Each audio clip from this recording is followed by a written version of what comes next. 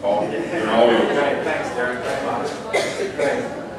And during the break I was fortunate enough to meet one of your Commonwealth Attorneys, Angela. And Angela was explaining to me that in Virginia you have a fraud statute that you would typically prosecute this kind of case under, but under your fraud statute, which is not, again, specific to elders, it's just a general fraud statute, you have to prove in Virginia that the guy never intended to do any work in the first place. And sometimes that can be very, very difficult. And Andrew was showing that a judge recently dismissed a case where he'd taken all this money, hadn't bought any of the materials, kept promising to do the work, never did any of the work, and the judge decided that under the statute you couldn't prove that he intended never to do the work from the beginning. And so that's a challenge. And my response to that would be, what I try to do in San Diego is look for more than one victim.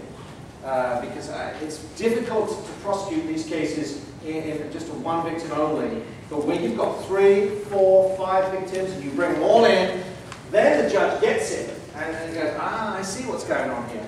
Because what I typically charge is whenever the unlicensed contractor goes inside the house, and typically they go in the kitchen to pick up the check from the victim, I charge, every time they go in, I charge residential burglary. And the judge's reaction to seeing this on the sheet, they go, are you nuts, Greenwood? What are you doing? I said, Judge, just wait to hear the evidence. And sure enough, I bring in all these 5 Agneses and Eleanors, and you know, age 75 to 100, and then the judge gets it, that every time he walks in, he's got one thing on his mind: I'm going to rip you off. And so they don't seem to have a problem with that. Okay, the great thing is the way we structured it. I'm supposed to do financial exploitation from 10:30 to 12. I'll do it from 11 to 12 because I can finish off this, and I'll still get to finish the financial exploitation, so don't worry. Number 7, suspects apparently do not call 911. But my experience over the last 15 years has been in many of the cases that I prosecuted for either physical abuse or neglect. The suspect typically calls 911. They don't call them in financial elder cases, but in physical, where the victim is either physically harmed or is smelling, basically, the suspect will call 911. But they're not calling 911 for law enforcement. Who are they calling for? Paramedics. They've typically pushed the victim down. The victim is now broken their hip. They're writhing in pain. The suspect doesn't know what to do, so they actually do something decent. They call 911. And that is very typical. So this is why, over the last 15 years, I've made it a purpose. Every 6 months, I go out and train dispatchers, the 911 dispatch operators. I think it's vital that we reach out to the dispatchers and help them understand that suspects will call them, and when they do, this is a wonderful opportunity to ask good questions and lock in the suspect to a particular statement, which then the prosecutor can play to the jury because it's on tape. And that is very effective because in most of these cases, the jury will never ever hear from the suspect, defendant. And we all know why. Because they're too cowardly to get up on the witness stand. And they hide behind that. I shouldn't say hide. They exercise their right to Fifth Amendment. Sorry. Sorry, silly me. And so the only chance a jury gets to hear the suspect's voice is on a 911 tape. And then you get a dispatcher asking all the probing questions. It's terrific. Secondly, I make it a point to go out and train paramedics. Now I have to let you into a little secret here. My #1 favorite witness in any trial is my victim, because they're elderly, and I love elderly victims, as I've told you. But my second favorite witness in any trial is my paramedic. And I'll do whatever I can to make sure that I have a paramedic testifying in my trial, wherever possible. Now why is that? Because I like to be identified with heroes. Paramedics are heroes. What is their job description? To save lives. And most paramedics are men. And when I pick a jury, I typically try to pick a jury of at least 6 ladies. And it's not scientific, but I honestly believe that when God creates a male paramedic, He never creates an ugly one. It's true. They all look either like Denzel Washington or George Clooney. Have you noticed that? And you know, in a trial, I love to announce, you know, my next, Your Honor, the people call Denzel Washington to the stand. And he walks. You know, and I love looking across at my lady jurors. You know, there he is with that dark blue uniform, and because it's short sleeves because it's Southern California, and they've all got muscles, and it's just beautiful. It just works very nicely. But the point is that paramedics have credibility, because unfortunately for me, when I'm walking to the trial department, I'm walking down the corridor with the detective. We know each other because we've done several cases, so we're talking about the NBA game between the Miami Heat and the Dallas Mavericks from last night. Okay, so we're walking down, the jurors are sitting on the bench outside the court, and they watch everything, do they not? They're watching everything. They see me talking to the detective, and they think, oh yeah, these two, they're probably happy hour drinking buddies. And they think, yeah, whatever Greenwood asks the detective on the stand, that detective's going to give Greenwood exactly what Greenwood wants, because Greenwood wants a conviction, because Greenwood wants a career promotion. That's what I'm thinking, jurors are thinking. And I just get paranoid about that. But when Denzel Washington walks in, he's got no affiliation to law enforcement. And when Denzel Washington, I ask him, Mr. Washington, how long have you been being a paramedic? 18 years, he says. Could you tell the ladies and the gentlemen of the jury what you saw when you walked into that house on that particular day? And he'll go, well, yeah, in 18 years I've never seen such a disgusting sight as I saw that day. And when he says that, you know what 12 jurors do? They write that down. And I think other Commonwealth attorneys will back me up here. When you see 12 jurors writing down a statement that your witness just made, it's a home run. Because you know they're going to focus on that when they come to deliberate. So it's important that we concentrate on the paramedics. Now why is that also? Because so often in criminal investigations, by the time the police officer gets to the crime scene, where's the paramedic? He's already taken the victim to the hospital. By the time the officer who is assigned to go interview the victim's at the hospital, where's the paramedic? He's on 81 South. He's going, is he 81? Yeah, he's on 81 South, going on to the next call. And so they never connect. And so I'm trying to encourage in your criminal investigations law enforcement, please look for and talk to the paramedic who made the first visit into the home. And this is an example of why that is necessary. Here is my victim. The call came in from the suspect, caregiver.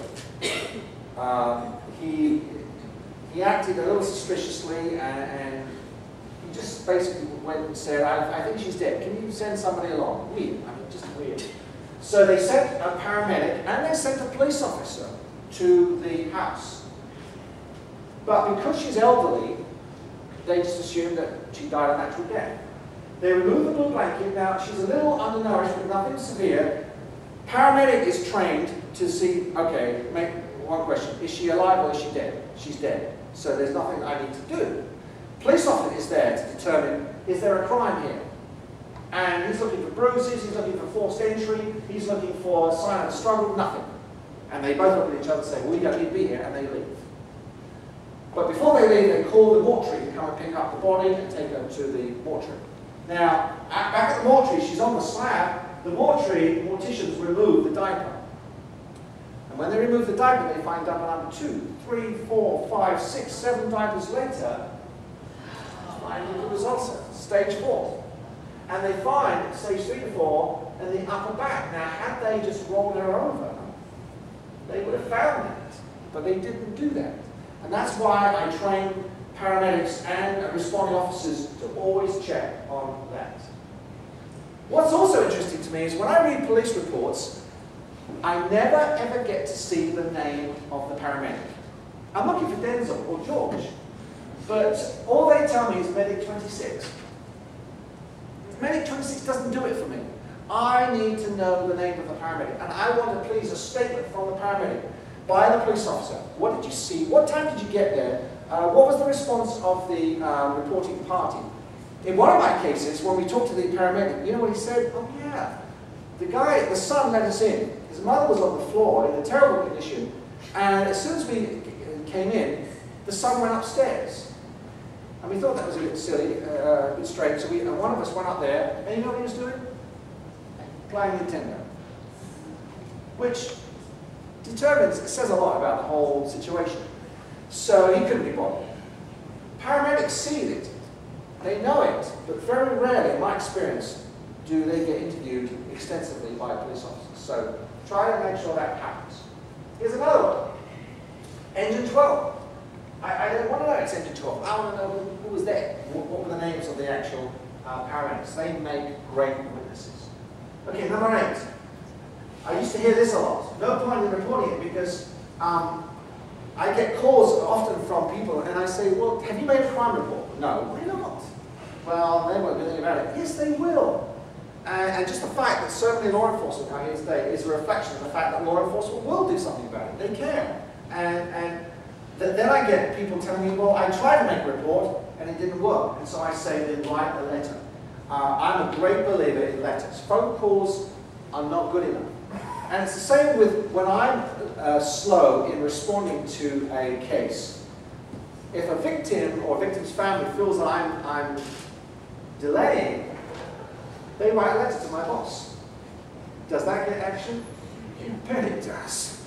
I get that letter sent to me, and that file comes to the top of the pile immediately. So letters have a way of getting action. Number 9. Elderly people die from natural causes. This is kind of associated with number 7, but this is in its own right something very true. In a major urban area, I would advocate that every big city should have an elder death review team. We have one in San Diego. We've had it for about 5 years, and we meet every 6 weeks, and we take a suspicious death and we review it, and we try to learn from the death. How did it happen? Is there anything that could have been done to prevent the death? Is there anything suspicious about the death that we need to be re-looking at in terms of the criminal investigation? We found out that every year 20,000 people die in our county, but we only do 2,700 autopsies. So as a result, 17,300 dead bodies never looked at by a medical examiner. And most of those are elderly people. And I've learned over the years that if you wanted to kill somebody and get away with it, choose an elderly person. And the chances are very high that you can get away with it. Now, it depends on how you kill them. I mean, if you shoot them through the forehead, that's probably going to get the attention of somebody, right? Or stab them to death. But if you use something else, such as a pillow, how often do elders get killed by being asphyxiated and suffocated by a pillow being placed over their face? How often do people get killed by starvation? How often do people get killed by overdosing them with medication? Dr. Shepard is a classic example. He is now Britain's most famous serial killer. Here he is. He was a medical practitioner, a doctor. And he murdered, we believe, over 350 elderly female patients. Over 18 years, he got away with it. He was finally prosecuted and convicted of 15 murders for which he stood trial. How did he kill them? He did home visits to their homes, and in the privacy of their own homes, he would give them a lethal injection of morphine. And they would be dead within 2 hours. But for some reason, it never registered on the radar screen until later years. Why did he do it? Amazingly, he was forging their wills, or codicils, and adding his name as a residuary beneficiary. He was actually benefiting as he was inheriting, basically, some of their estates. And nobody kind of connected the dots. Here are some of his victims. Kathleen, 81, another Kathleen, 81, Lizzie, 77, Marie, 81, and Winifred, 73. Charles Cullen, he was a registered nurse in Philadelphia and in New Jersey. Went from hospital to hospital, got references, nobody ever said anything bad about him, even though everywhere he went, people died on his shift. Finally, he caught up with him and he admitted to 29 murders in order to avoid the death penalty. This guy was a nurse in Germany, murdered 28 elderly patients. These two ladies in Los Angeles County, they befriended elderly transient men on Skid Row. Now, this is another thing. If you want to get away with murder, choose an elder, but choose an elder whose death is going to go totally unnoticed by anybody. So you go to Skid Row and choose transient elderly men who are homeless. Perfect. They befriended them, took them back to their house, bathed them, clothed them, fed them, got all their details, and then purchased life policies on their lives. Took them back to Skid Row, and then ran them over. Literally ran them over with their cars and killed them. Then cashed in the $100,000 life policies. And you go, now, Greenwood, you're making that up. Well, and that's how it happened. Over a period of 5 years, they got away with it. Because they chose carefully elderly, homeless men. This charming nurse in Texas killed 10. And this guy in England killed actually 4. And the final myth, the more important cases out there taking up my time, I've battled against that somewhat. Some people have been trying to tell me, well, Greenwood, it's all very well, we know you're passionate, but I've got other more important cases. My response to that is, okay, I'm not asking you to treat these cases as being more important than the other ones, but they are as important. And one of the reasons they are as important is these cases are time sensitive. When you get to hear about a report of elder abuse, the clock is ticking on your life of your victim. Now, before I go on to financial abuse, let me just cover a few points. This is team approach. There's no way I can stand up and give an opening statement or a closing argument were it not for these folks. Adoptive services, ombudsman, of course my colleagues in law enforcement, coroners, public health, seniors, probate court, public guardians, lawyers. It's very important that we get the message out through adoptive services and the ombudsman. And I'm just pleased to see that you've got some materials here today. And you're getting very creative. Have you noticed coming in that there are some license plates out there? They're only $3. Has anyone bought one yet? Good. Well done. You bought 3. You've got 3 cars. That's good. I'm hoping to put them on agency cars. On agency cars, okay. But this is what a wonderful idea. Take one of those license plates and put it on there. I mean, what do people do at traffic lights except look at your license plate? And there's the phone number for the Virginia statewide hotline to report elder abuse. You never know what that's going to do. Somebody just could be driving behind you and having a serious situation. What do I do? What do I do? And there's the solution. I phone this number. So we've got to come up with creative ways to get the message out. We did it through a campaign called Silence Isn't Golden, and it really helped. We did a blitz on bus stations, bus shelters, libraries, dentist offices, everywhere we went. We used colour. Golden, we use red for physical abuse, we use green for financial, and we use blue for neglect. And we put these everywhere in our county. But here's the problem. The more you put up billboards or license plates, the more that people become aware of who to call. What happens? The numbers go up. The reports come in. What happens to the budget to allow you to employ more staff to handle these? It goes down. So you're laying off people with more cases coming in. This is what's happening all over. And this is a dilemma that we've got to translate to the budget people, in our state budget and our national budget. This is a serious issue. With law enforcement, we've got to go back to our colleagues in law enforcement and help them understand how to recognize red flags and not to just blow it off as a civil matter. How to take a report, how to make sure it's followed up. We've got to make sure that these reactions are not followed. It can't be a crime. She gave them the money. No, there may be different ways to prove lack of consent. It can't be filed, he doesn't want us to prosecute. No, we don't let the victim choose. The prosecutor won't file the case because the victim is going to be a terrible witness. No, that's probably not true. And again, it's a civil matter because it involves a power of attorney. No, not. A power of attorney doesn't give you and I the right to sue.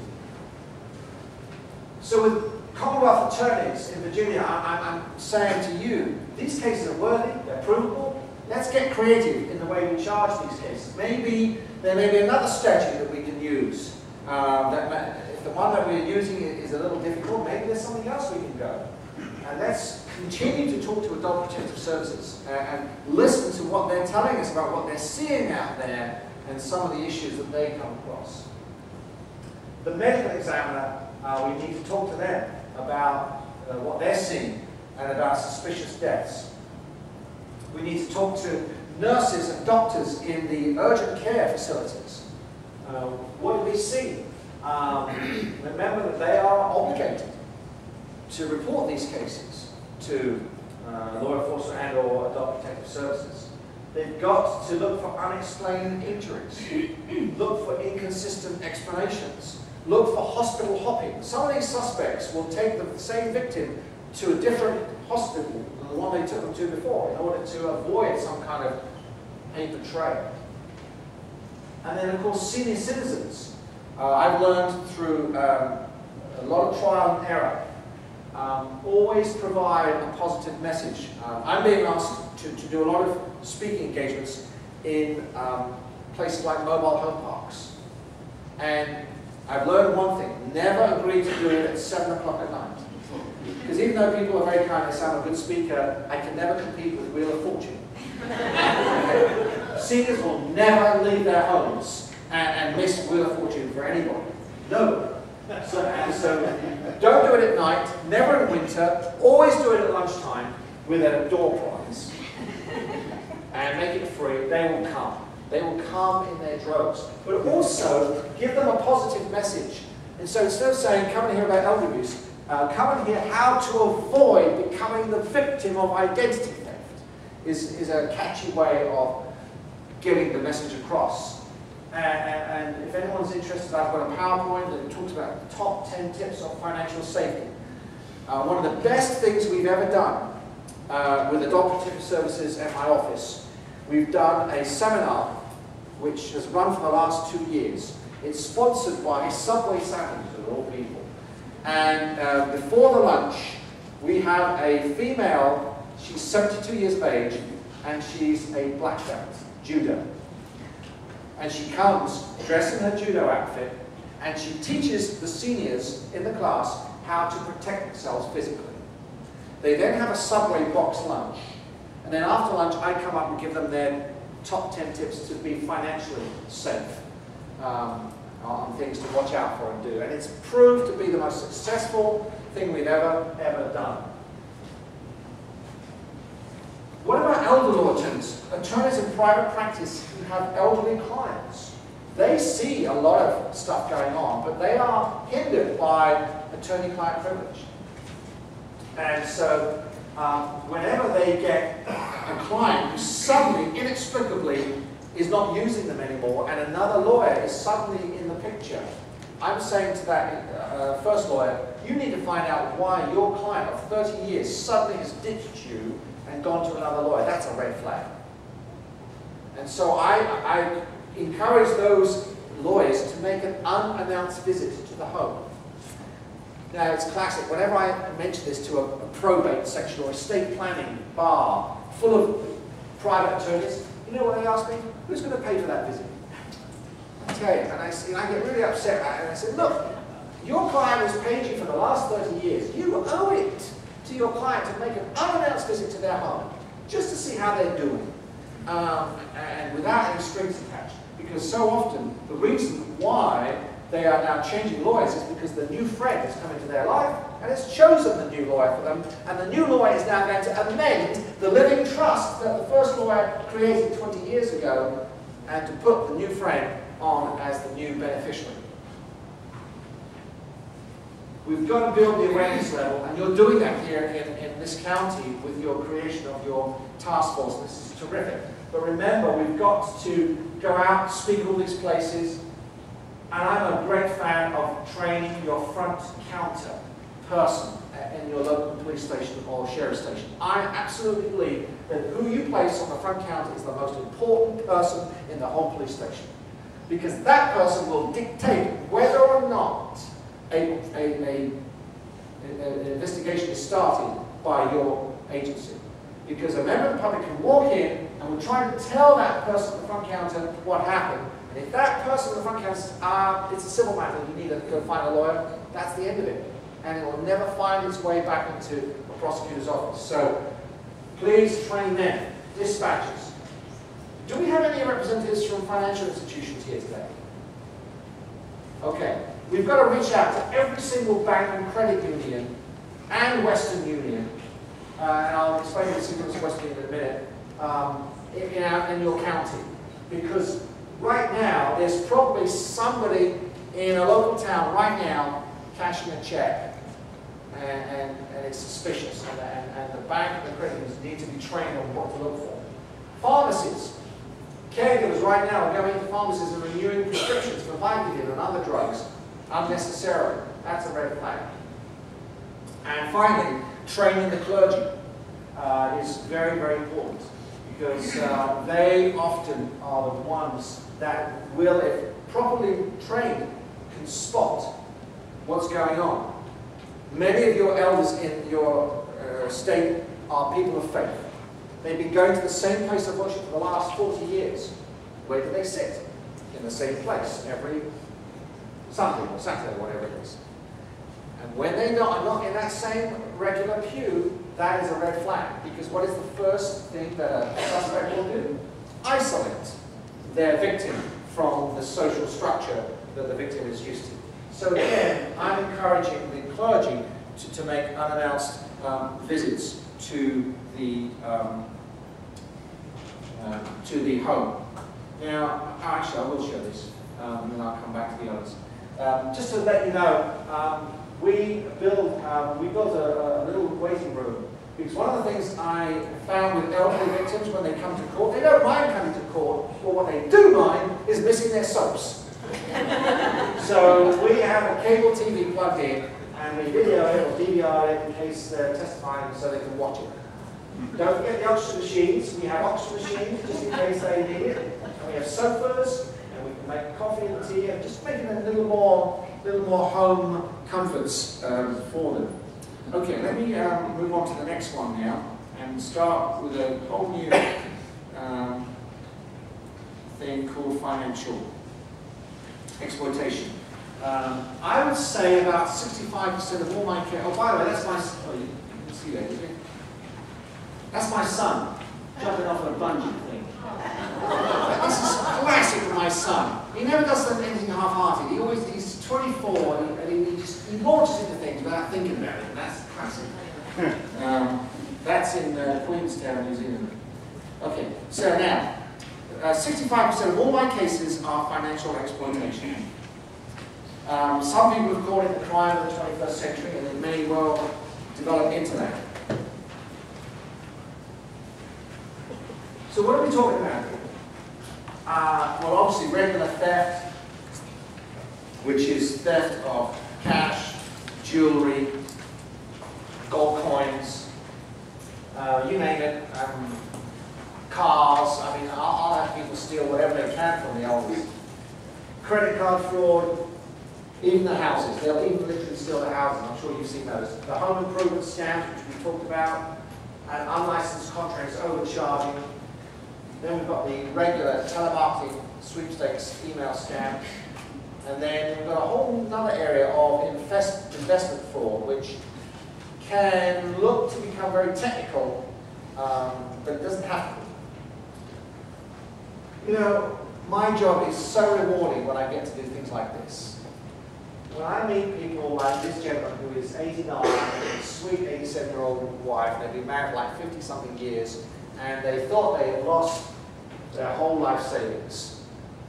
This was part of a trust mill scam that we uncovered, and I'm still prosecuting, where the major crook pretended to be a representative of their lawyer who drafted their living trust 20 years before. And he shows up at their house to update their living trust, but then finds out that they have investments and persuades them to invest $100,000 in a bogus annuity called Senior Rescue. And we prosecuted the guy, and we got through a preliminary hearing, and would you believe the attorney for the defendant suddenly magically found from his client $100,000, and we were able to deliver the check to our victims. Because so often, as you know, in these cases, they never see their money ever again. So I just love that picture, and it just makes my job so much satisfying and rewarding. Financial exploitation covers a lot of things. This was a high-profile case. You remember this one from a couple of years ago? Lady Astor in New York, one of the richest ladies of New York, considered to be the biggest socialite of the New York scene, 105 years of age. And who was the defendant? None other than her son, 86-year-old Philip Marshall. And he was accused of stealing millions of dollars from his mother. The trial lasted 5 months. Manhattan DA's office did a fantastic job. I was very jealous of them because their witness list included, and I would love to be able to do this as a prosecutor, Your Honor, the people call as their next witness Henry Kissinger. I mean, after he came on, they said, Your Honor, people call Barbara Walters. Please, you know. But anyway, that case did more than any other to raise the national profile of elder financial exploitation. It's on appeal right now, but he was convicted of 17 counts of financial exploitation. And it just goes to show that defendants come from all backgrounds, and they don't have to look shifty. You know, they're all different people. But typically, I deal with cases like this out of the trunk of a crook's car. This is one of my, I have to call them itinerant traveler people. I like to call them gypsies, but I'm not supposed to. But the funny thing is that gypsies call themselves gypsies. So I don't think there's anything wrong in calling them gypsies. So that's how they call themselves in front of me. This guy went around shopping centers looking for elderly female motorists in cars and would park right behind them, jump out, point to a dent on their car, which may or may not have been caused by the crook, we don't know. And then without the motorist having a chance to say no, he says, I will fix the dent for you. And he starts getting out, and then he charges them $500 or $700. And it's a highway robbery. We caught this guy, fortunately, in his trunk with all these very rough and ready tools. Clearly, nothing very professional. The only reason we caught him, this is the crook's car, see that? Oh. That dent damage was actually caused by my victim. She panicked. She jumped in the car and she reversed into his car. And he called the police, which was fabulous. So the police did a great job on that one and referred it to our elder abuse detective who put it together and charged the guy with conspiracy and elder fraud and all that kind of stuff. But I'm also seeing a lot of these Canadian lottery scams, identity theft, investment frauds, bogus charities is a huge thing. This lady has given me permission to tell her story. Her name is Doris. She's only 69, but she's on a fixed income, she's a widow, and she's living month to month. Finds it difficult to pay her bills every month. She has a mortgage. One day she gets this envelope in the mail. Now, you will recognize the logo. The actual address in Chicago is a valid corporate address for Pepsi. But this envelope did not get sent or mailed from Chicago because of something else that you can see on the envelope, which gives it away. It's the French. So if it came from North America, there's only one place where it could have come from, which is Quebec in Canada, because French is the #1 spoken language in Quebec. Montreal is the hub of all boiler room telemarketing scams in North America. So this came from Montreal. Inside the envelope was a letter claiming that Doris was one of their latest winners under the Pepsi Play for $1 billion contest. Congratulations, you have won the total amount of $1 million.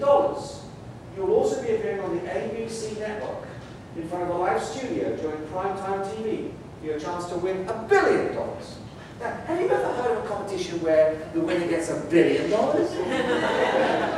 don't think so. Then she is enclosed in this envelope is a certified check to cover any outstanding fees that have not been paid by Pepsi. So they're enclosing a check. Then it says representative Mr. Tom Ford, and they give his number of 866 and this number. Now, it says it is very important that you contact your representative, Tom Ford, without any delay before depositing the check.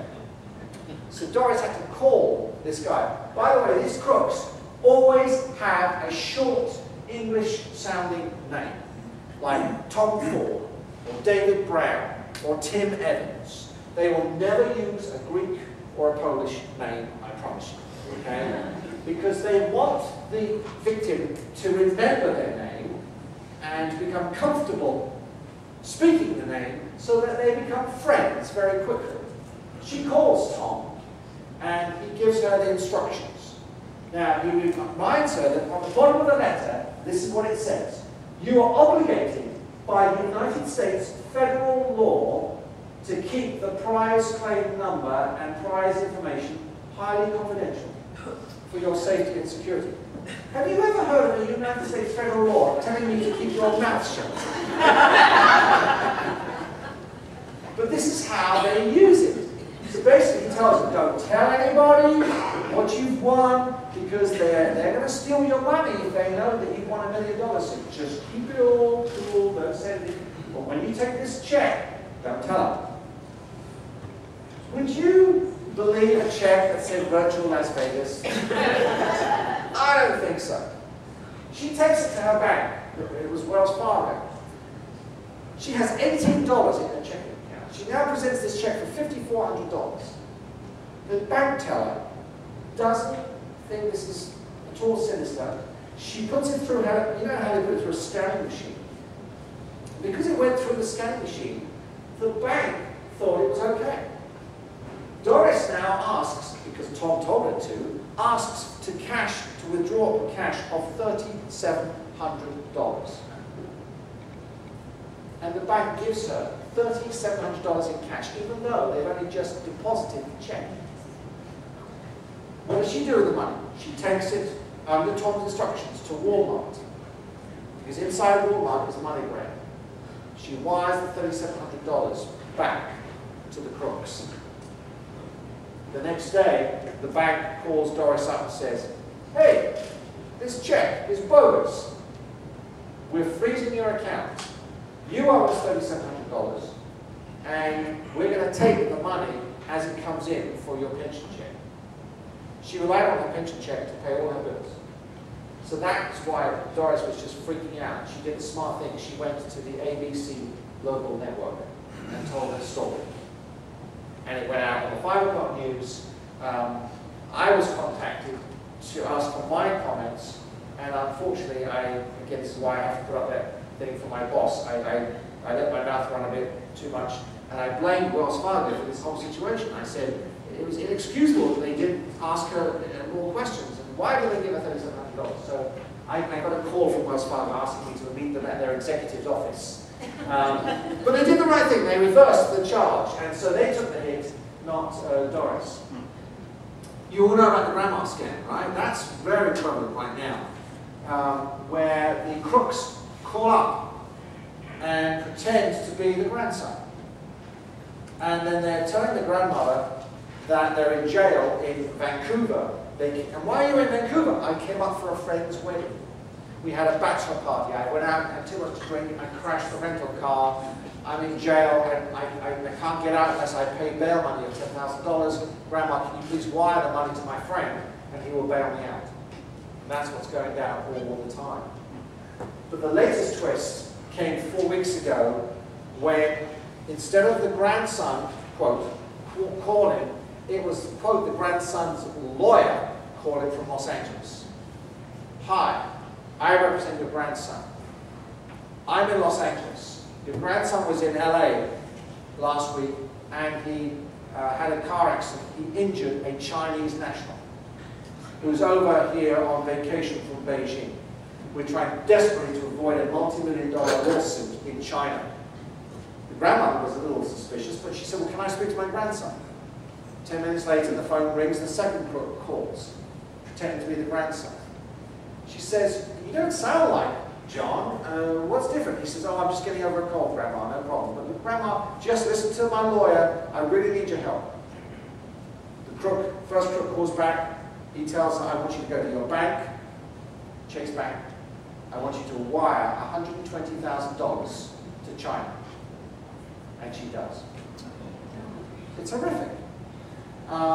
So we're dealing with that right now. But most of the time they want you to go to Walmart and to MoneyGram. So again, it's great to see Walmart as being one of your sponsors. We need to make sure that Walmart are aware and are training their staff to check up on elders who come to the MoneyGram section to ask questions, to be more probing. Has anyone promised you something? Has anyone called you to say that the grandson is in trouble? Because they fill out these forms sending the money to the crooks. In one of my cases, my victim lost $280,000. In this case, my victim was a retired professor, a very brilliant man. He was absolutely convinced that he'd won $700,000. He thought that this was a valid check, and I asked him, well, why? He said, because it had the Canadian flag, and they wouldn't be allowed to use the Canadian flag. It was real. That was his thinking. That's his heart. This case was equally tragic. My victim got this check from Snapple. He thought it was from Snapple Tools. He paid it in. The crooks called him back 2 days later and said, we sent you too much money. Can you wire back $125,000, please? And without hesitation, he wired back $125,000. This wasn't even cleared funds yet. And 5 days later, the bank informs him that this is a bogus check. So we've got to do a lot more educating of our seniors and of our financial institutions to make sure that there's something in place to prevent this from happening. Here's another one, just a typical bogus check. And all it takes is a phone call to this First National Bank of Stigler, and they'll tell you. I mean, I've done these calls myself, and they'll go, yeah, we've had a number of these checks. You know, why won't they do that? Sometimes there's some light relief. You get a letter from the crook, and in the second paragraph, please accept our apology for any incontinence. Beautiful. And look at the name of the crook, Tim Bolton. See, it's always an English type of name. Watch out for the investment scams. How do these arise? Look out in your local papers for adverts for cheap living trusts. Now, a reputable lawyer in this community will probably tell you that a valid, good, honest living trust is probably going to cost upwards of $1,000 or more to do it properly, with a pour-over will and other things. But these guys are going to do these seminars, and they'll offer them in places like restaurants, because, again, free lunches are always attractive to your seniors. And they'll offer them a cheap rate, but really what they're doing is they're looking for the investments in order to capitalize and sell them a fraudulent investment. In this case, my victims went to a seminar a long time ago, and the next day the guy came into the house and he persuaded them to issue a check for $60,000. And in return, they get this investment, which they thought was an investment, for 2 years for 12.75% return. Now, nowhere can anybody guarantee a 12.75% return. Nowhere. But the victims thought this was a good deal. And the reason was because it looked impressive. And when I sat down with them, I said, well, what was it? Well, the eagle, it was a gold seal. And they said, oh, and we noticed that we weren't the first people to invest because we were number 5,371. So we knew that it was a good deal. And of course, the interest rate didn't hurt either. Well, what happens with these crooks? They got a check for 60 grand, remember, okay? Well, it doesn't hurt the crooks to spin them along for a couple of months. So for the first 2 months, they sent them a check for $2,500. $5,000. I mean, if you're stealing 60 grand to keep the victims sweet, give them back 5 grand, and they disappear after 2 months. That's exactly what these guys did. Recently, I've been having more of these, the clairvoyant scam. And a lot of my seniors are being mailed letters like this. I mean, the way they write, Judith, the special day when I can ask for everything you want has finally arrived. The first thing I want to do for you, I can have you, is win the sum of $25,000 in legal with her. My dear Judith, in just a few days, on the night of June the 1st, to be exact, something very special is going to happen. Yeah, you're going to become a victim. It wouldn't surprise me if you found it hard to get to sleep that night. Neither would it surprise me if over the days that follow that special night, you write me a letter telling me that your financial woes are finally over because you have just won a very large sum of money. And then she encloses this thing, a little coin. Rinse it in clear running water and dry it with a clean white cloth. Put it against the middle of your chest and press on it for several seconds. While you're doing this, ensure your thoughts are positive. Imagine yourself surrounded by friends. See great changes happen. After a few seconds, take your talisman in your hands and with scissors cut it into halves. When you've done this, return one of these halves to me, along with your special form. Now, the special form has a credit card number attached to it. Put the second half under your mattress, where you rest your head. I mean, so this thing, and so many elders, unfortunately, are buying into this. But more typically, I'm seeing cases of theft, checks, debit cards, credit cards, houses being transferred, and those bogus investment scams. So how do we prove theft? So the remaining 38 minutes, this is what I want to do, is analyze how I view a financial exploitation case. So hopefully by doing it, you can see ways in which you can gather the evidence or look for ways to report that to the law enforcement.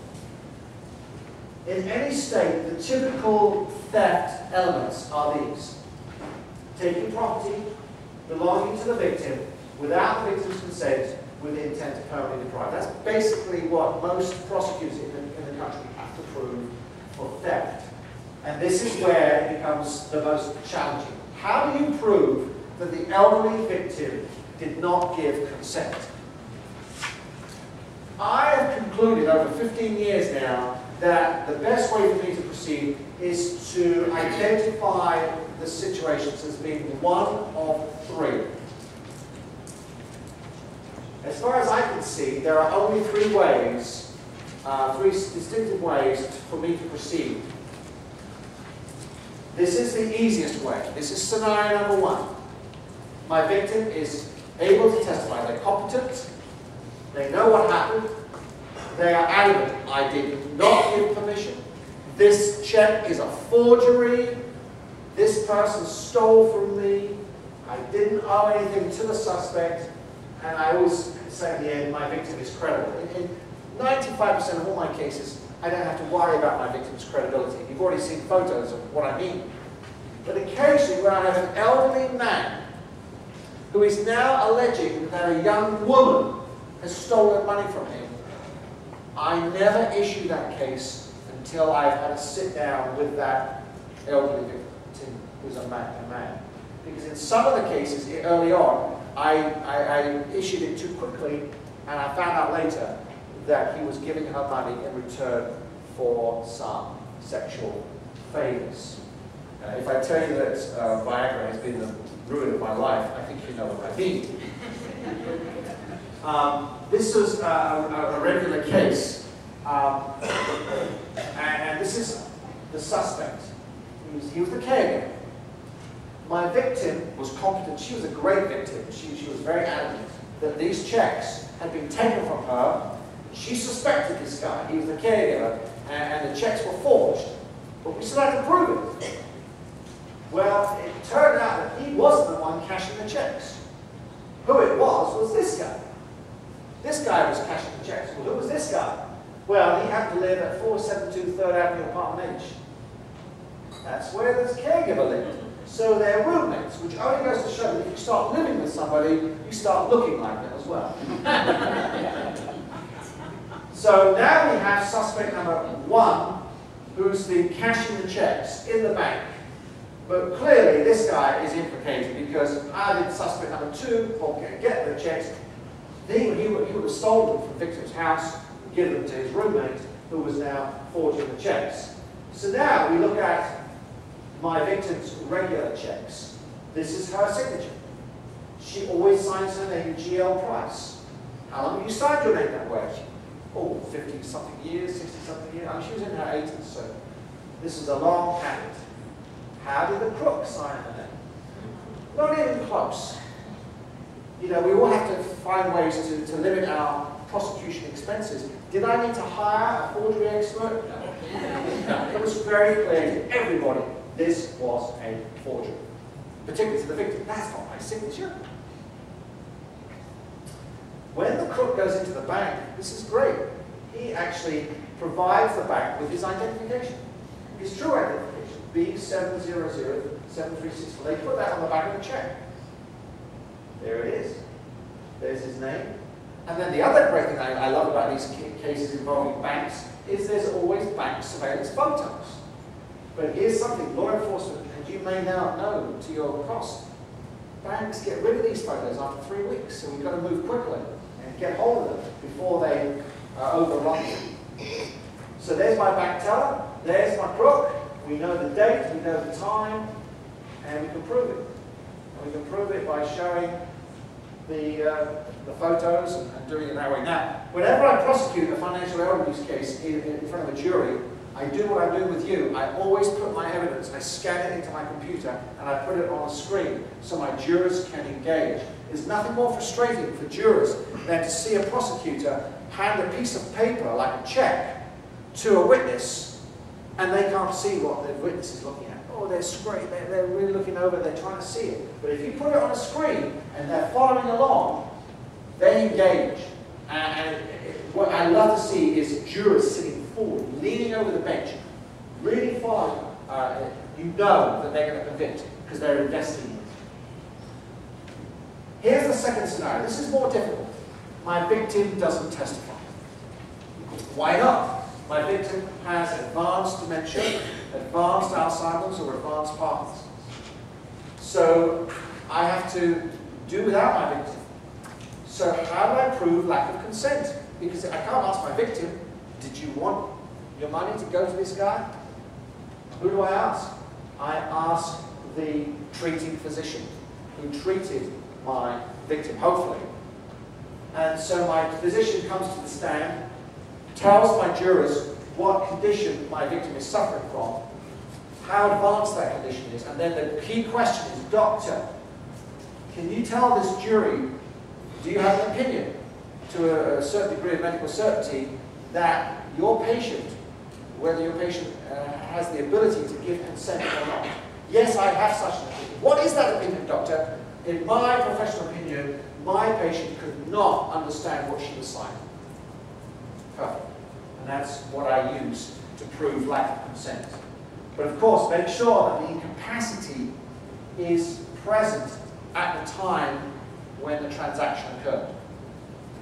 So if you're looking at a power of attorney, a check, a quitclaim deed, the date on those documents, does that coincide, doctor, with the date when you say your patient experienced this lack of consent? Yes. This was a case that I prosecuted several years ago. It sticks in my mind for several reasons. But here's my victim, Ruth. Ruth never testified. And I think you can therefore guess who my suspect is. Not, I mean, this guy looks pretty shitty, but it's not him, it's this guy here, all right? This guy was her driver. Why was he a driver? Because Ruth was in an Alzheimer's facility. For many years she had lived in San Diego, and her best friend was her next door neighbor. Several years passed, the next door neighbor decided that she wanted to try and visit Ruth in the Alzheimer's facility. The neighbor could not drive, So the neighbor hired Wade, the suspect, to pick up the neighbor, drive to the facility, and they went to visit Ruth. The neighbor was so upset by what she saw. Ruth was just sitting there in this blank room, not doing anything, not being stimulated. So the neighbor there and then made a decision. Out of her own pocket, she was going to hire Wade twice a month to pick her up, drive to the facility, pick Ruth up, and the three of them would spend the day together. And they would go to the beach, the beauty parlor. Remember, elders never go to a hairdresser, they only go to a beauty parlor, all right? Restaurant and bank, 4 places. And the neighbor told Wade, and she testified very much to this in the trial, don't ever pick Ruth up without me. One day, Ruth fell ill. The neighbor fell ill, and she called Wade and told him that week's visit was cancelled. And he saw his opportunity. That's when he decided to go and pick Ruth up on his own. Because he knew that the facility was expecting him, because it was a regular visit. So he went and picked Ruth up, and he only took her to one place, the bank. And on the way to the bank, he got Ruth to sign a CD surrender form for $97,000. Because what was astonishing to me was Ruth, despite her advanced Alzheimer's, was still the signatory on her own accounts. She signed this form. He presents it to the bank teller. The bank teller never once interviewed Ruth. Had she done so, the bank teller would have realized that Ruth didn't know what she was signing. Couldn't know. So they talked to Wade, and the bank said, why is she cashing this in? He says, she needs the money. Well, who does she need it for? Her lawyer. Please could you make the cashier's check payable to Ricardo Buhane? So the bank, without hesitation, issues a cashier's check for $96,000. Not for $97,000. Why not? Because the bank penalized Ruth $1,000 for early withdrawal of her CD. So they give him a cashier's check for $96,000 payable to Ricardo Buhane. Ricardo Buhane was not a lawyer. He was his best friend. And so as soon as he got this cashier's check, he went outside the bank, gave it to Ricardo. Ricardo drove 25 miles to another branch of the same bank and opened up an account for $96,000 that day. And over the next 6 weeks, cashed in all the money. Eventually, we got to hear about it, and I was able to prosecute both Wade and his friend, Ricardo Buhane. The sad part about this case was that Ruth died 4 weeks before trial. She never testified at the prelim, but she never lived to, in some way, see justice for herself. Very, very sad. But her death did not impact the trial because I did not need her testimony. Because her testimony she wasn't competent. We were able to prove lack of consent through the doctor. But this is the most challenging. This is probably where you will have the most difficulties in proving financial evidence. What is it? Is it a theft, which is what hopefully we're thinking, or is it what the defense think it is, a loan or a gift? Because that's what they're always going to say. Oh, she let me borrow it, or I was going to pay it back, or no, she liked me a lot. She doesn't like her kids. She liked me instead, and she wanted me to have it. In this situation, the victim will probably testify. The victim is marginally competent. But what has happened? The suspect has exploited the vulnerable areas of the victim's life, including memory deficiencies, other things that are going on. And you end up concluding that the victim has been unduly influenced or defrauded in some way. Remember though, it comes back to how do I prove lack of consent? Because sometimes in these cases, the victim will be brought to the stand and will testify, and when asked, did you want them to have the money? And the defendant is sitting at the defense table and he's nodding. And she'll say yes. And it's very difficult sometimes to overcome this consent argument. So what you have to look for is this. What is it? Well, one of my witnesses in one of my cases described undue influence as I saw the victim being pushed in a direction that they didn't want to go, which is a wonderful description of what undue influence really is. It's a clever manipulation. And the influence basically takes away the consensual part of the transaction. So what you're looking for is proof that you can present to a judge that the consent has been compromised by this exertion of pressure by the suspect, so that no longer is the victim operating under free will. But in order to get to that, typically you need a professional assessment from a geriatric physician, psychiatrist, or psychologist. But in some of the cases, my victim is pretty clever, and when it's suggested that they should be assessed by a psychiatrist, my victim says, no, no, no, no, I'm not having that happen. I know what you want to do. You want to lock me up in a nursing home. No, I'm not going to let you do that. So it can be very tricky. With law enforcement, this is what I'm asking them to do when we have this kind of scenario. This is the type of evidence that I want them to find. Number one, I want to find out, how long has my suspect known my victim? Is it 3 months, 3 days, 3 years, or 33 years? And this is the rule of thumb that I go by. The longer that my suspect has known the victim, the less likely it is that I'm going to be able to prove theft in a case of undue influence. The less time they've known each other, the stronger my case will become. Secondly, I want to know, where did my victim meet my suspect? Where do you think some of these suspects who become their best friend, where do you think they meet their victims? You tell me? Church. Church, exactly. Church is a great example. Where else? Bingo. Sorry? Bingo. Absolutely. I almost said bingo to that too. Yes, exactly. Where else? Denny's. Denny's. Yes. I mean, it's the sunset special. Elders go for the sunset special on the menu. And they're at Denny's eating alone, are they not? And that's where they get befriended. In the vegetable aisle of the supermarket. I've had that happen. I've had in one case, the suspect saw the victim every day in Coronado, which is a very nice elderly area of San Diego, walking her dog every morning at the same time and going to a coffee shop. What did the suspect do? Went and got a dog. Because what's the best way to introduce yourself to another dog owner? With a dog. Because the dogs meet and they're mating. So you look, where did they meet? That's what I want to know. Thirdly, and this is important, I want to know everything about my victim's prior spending habits. Everything. I want to know how much they spent the previous year on going out to dinner, what kind of dinners they would have. I want to know when was the last time they bought a washing machine or a television or anything of what is considered to be a luxury item.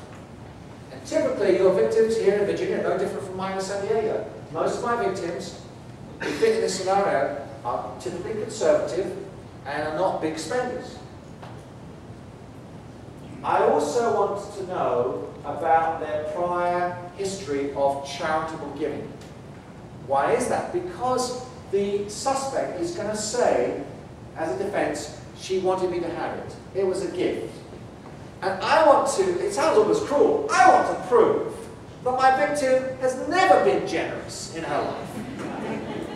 How do I prove that? And this is, I found this to be a successful tool. If my victim is a grandmother and has a grandson or a granddaughter who's graduating from high school, I want to know from the detective how much she gave her grandson by way of a check for his high school graduation present.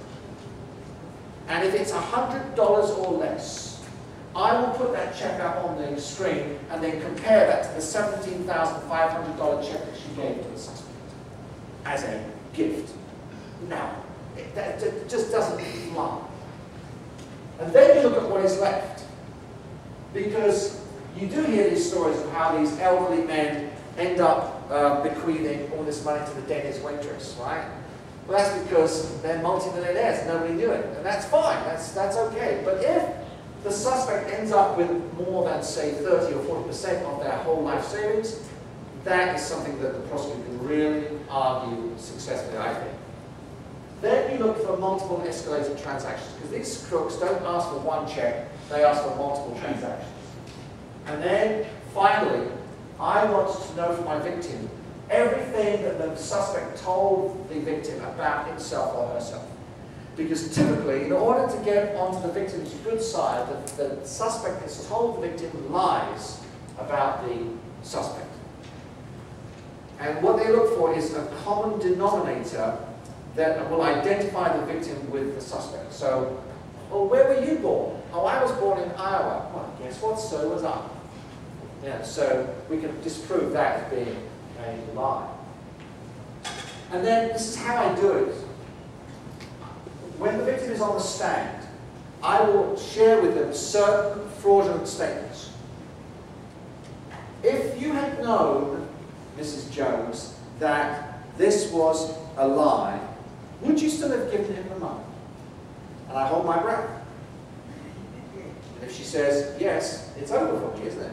But if she says, no, that is my way of arguing lack of consent, because he or she fraudulently misrepresented themselves and induced my victim to hand over the money.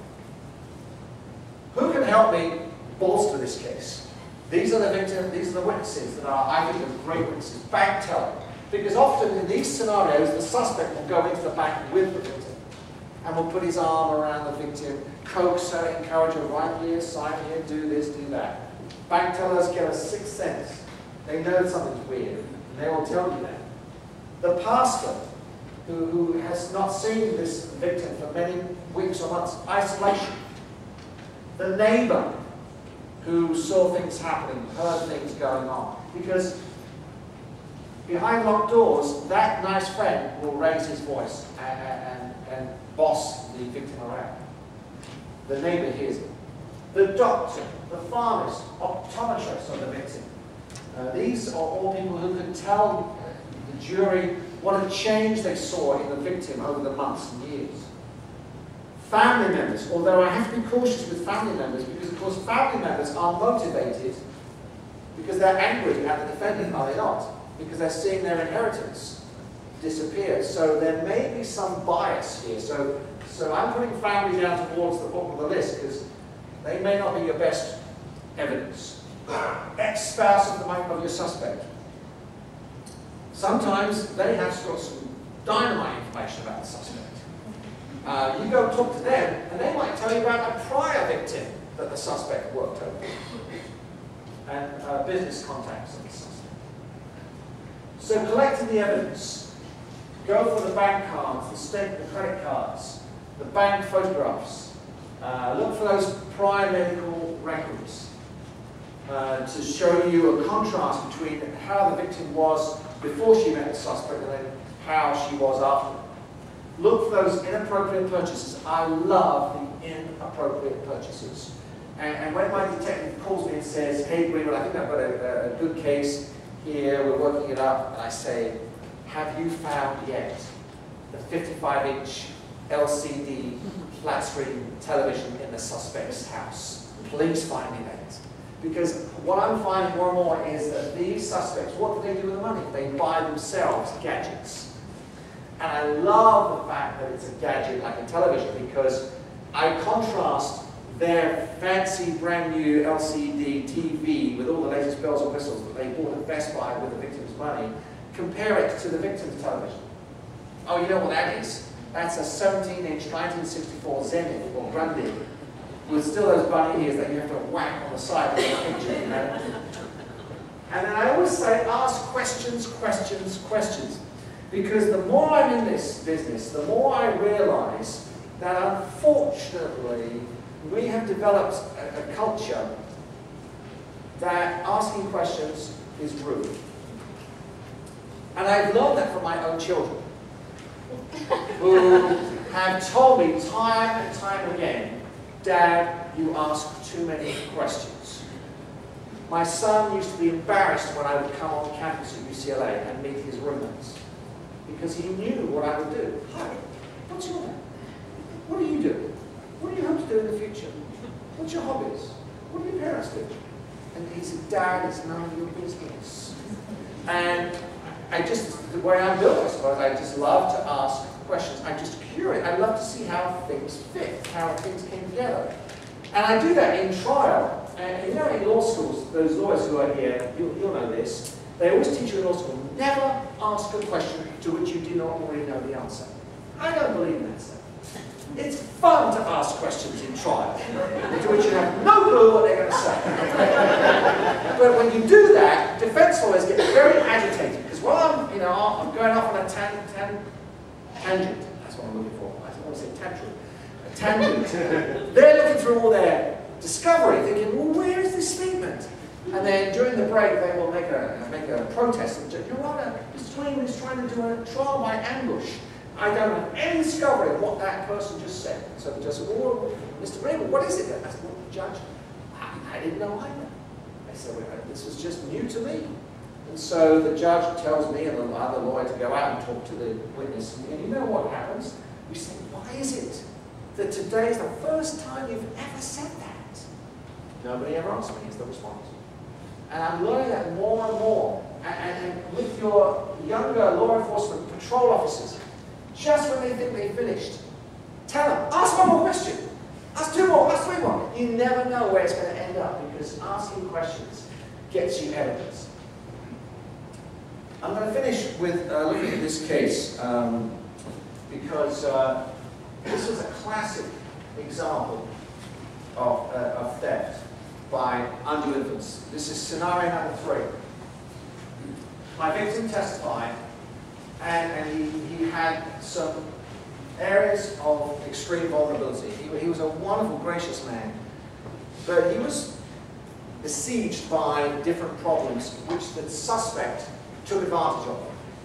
He was a gay man who had lost his lifelong partner, and he felt very awkward about it. He didn't like to tell too many people, because he was of an age, 75 to 80, where this just wasn't talked about as it is today.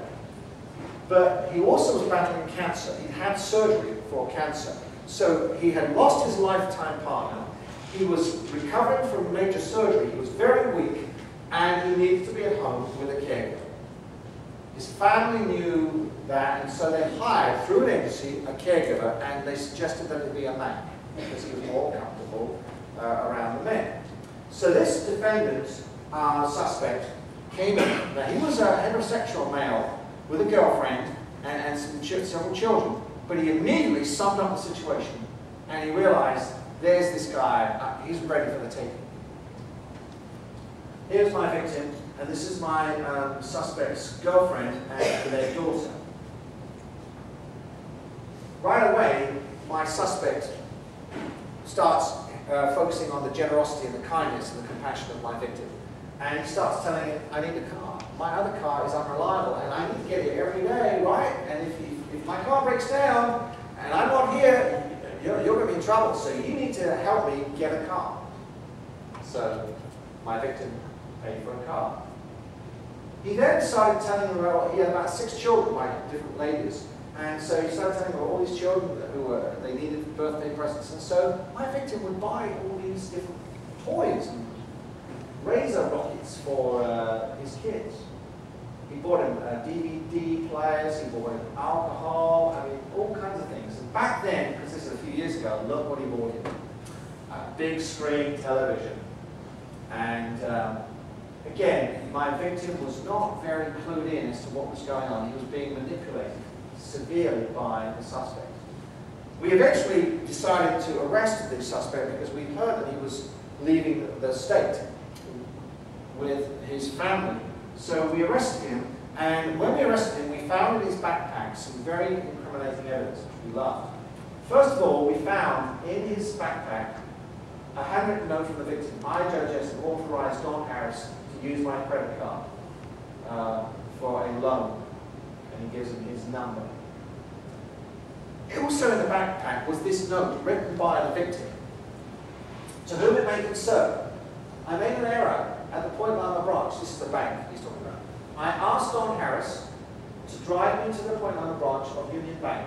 My intention was to withdraw funds for my personal use. While in the bank, I forgot what I was to do and mistakenly asked for a large amount of money. the bank tellers testified that it was $40,000 that he was asking to withdraw in cash. The bank tellers were so suspicious that they walked the victim out, Mr. Jessup, out to the parking lot, and in the parking lot was my suspect sitting behind the steering wheel of Mr. Jessup's car, and as soon as he saw the bank tellers walking towards him, they testified how he slumped down in the seat. It wasn't, I'm not here. They were very suspicious. They refused to do the transaction. I'm writing this to make it clear that it was my error. In no way did Don Harris have anything to do with my bank transactions. Again, I apologize for the misunderstanding. Sincerely, Joe Jessup. That was in the suspect's backpack. Then we also found in his backpack this cassette tape and label. And on the label it said, in case of emergency, this tape was made for Don Harris by Joe Jessup. We played the tape, and on it, the victim's voice is very clear, but it's also clear that he's being coached, because every 10 seconds it stops, and then it starts again. And on that tape it says, if ever Don Harris is arrested and accused of stealing from me, it's all a big misunderstanding. Don Harris is the best caregiver I have ever had in my life. After we got that evidence, we focused in on on Mr. Harris's girlfriend, because again, we got a lucky break. And I do admit that sometimes, as you know, in investigations and prosecutions, it's luck and timing. We found out that when he was leaving the state, there was a female in his car that was going with him, but it wasn't her. and we found out that it was a lady that he had just married. And so we went to the girlfriend. She had no clue. And we told her, well, by the way, did you realize that Don was married? And he got married last week, and he was on his way out of town, he headed to Texas. She went ballistic, as you can imagine.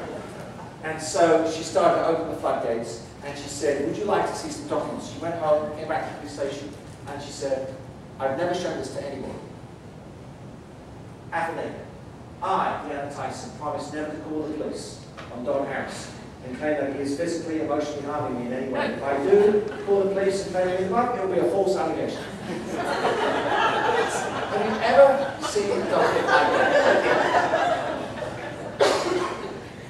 Same day, I, Deanna Tyson, declare that I give full legal custody of our daughter to Don Harris. When she was on the stand, she was bawling her eyes out, and I said, were you really willing to give up your precious daughter to Don Harris? No. Well, why did you sign it? Because he promised that if I signed it, he would marry me.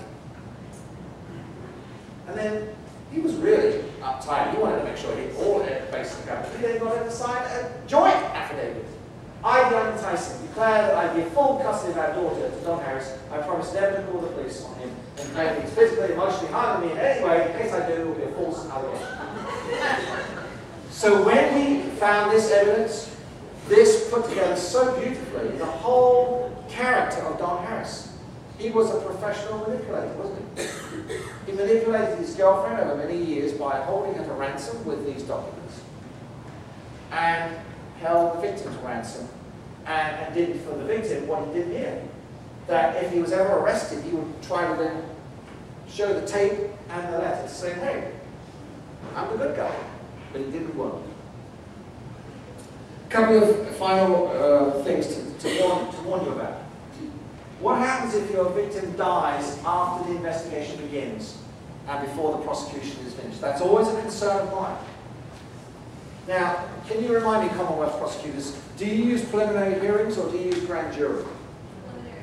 Good, preliminary hearings. Excellent. I love to hear that, because I am not a fan of grand jury. And the reason is, grand juries don't allow defense lawyers into the grand jury proceedings, so you cannot cross-examine your victims. It is important that we get the victim's testimony cross-examined at the earliest opportunity, because if we lose our victim after preliminary examination and before trial, And provided there's been cross-examination, we can still use the testimony of the victim. But if it's scenario number 2, which is Ruth, the case of Ruth, the fact that my victim dies before trial doesn't affect anything because Ruth wasn't going to testify anyway. Be careful, and law enforcement, this is for you. Be careful about obtaining a consent release form from an elderly victim. The only time when I would advocate getting a consent release form for medical records or bank records from a victim is in scenario number 1, where there is no issue about the victim's cognitive ability. But if it's scenario number 2, certainly, and scenario number 3, I would never ever get the victim to sign a consent release form, because if we do, we are playing directly into the defendant's hands. Because in trial, the defense attorney, if they're shrewd, will show the consent release form to the detective and say, who signed that? Well, the victim did. But this is a legal document, isn't it? Well, yeah, it's basically allowing me to go and look at her medical records. Why did you get her to sign it? That's an awkward question when the prosecutor is trying to convince the jury that the victim lacked the ability to give consent to stealing the money. So don't do that. Always go through a search warrant, or if the case has been issued by a Commonwealth prosecutor, they can do it through a subpoena. Interviewing is very important. Where is the best place to interview an elderly victim? Not at the police station, not in the prosecutor's office, in their own home. Why? Because we can look for achievements. Photographs around the victim's home gives you a lot of background about who they are and what they've been through. Try to identify areas of vulnerability that you can then tell the prosecutor about. Preserve the interview on video if possible. It's always helpful for a prosecutor to see your victim talking to you on tape. Not that you can use it in trial, but it gives the prosecutor a dimension of, wow, this person is going to look good in front of the jury. Legal stuff. Crawford versus Washington is a huge case which is very defense biased. It favors the defendant. And basically, it means that we have to bring the victim to court at the earliest opportunity to allow cross-examination, to preserve the testimony.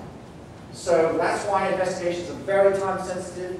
That's why we should be careful not to allow, wherever possible, the defense to postpone the preliminary hearing. And in most of my cases, the defense try to postpone the preliminary hearing because they're hoping that before the preliminary hearing, what's going to happen? The victim dies. So try to avoid postponements. Once the victim has testified, you've got the testimony preserved. And finally, getting their seniors to court can be a challenge, but make sure we get them to court. Make sure they're comfortable at court, testifying in court. Make sure they have the proper hearing devices, spectacles, magnifying glasses. We've got to come prepared for all eventualities. And in a case of financial abuse, we're not only looking at the devastation financially. I often see that the impact on these victims emotionally is very, very serious. Unfortunately, I've noticed in many of my cases the victims have died within 12 to 24 months after being a victim of financial exploitation. And to illustrate that point, and with this I'll finish, this is my victim before the case. And you look at her, smiling, energetic, sparkle in her eyes. This is her after. The life has gone out of her.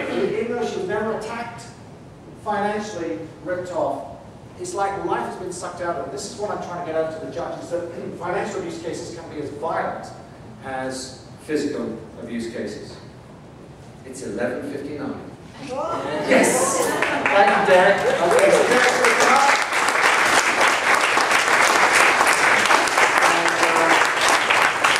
We'll let Derek remind you not to rush out there. Remember, Derek's got the gun. Okay?